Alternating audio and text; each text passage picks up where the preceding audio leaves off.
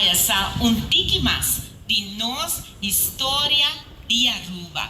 Me lo pisa, la nos hace aquí un día de hopi enseñanza y danki para vos sostén, para esa actividad aquí está uno único que nos espera.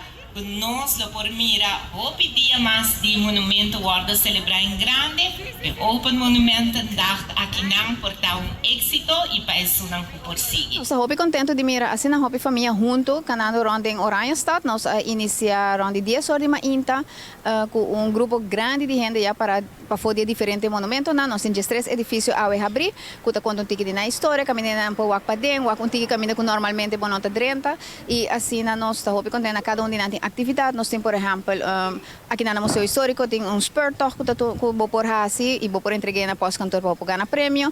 Nós temos monumento passport, que nossa parte na diferentes escolas, que temos muita gente passaram com um passport para por ganhar na stempel, para ganhar prêmio na final.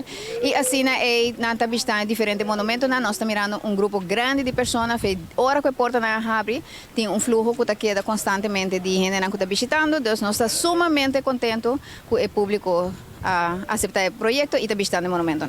Nós temos mais de 100 gente trabalhando junto a diferentes monumentos, que está fazendo o projeto aqui possível, nós que chamamos um danke de coração, danke na todos os sponsors, que está fazendo o Open Monumento em 2024, sua primeira edição possível.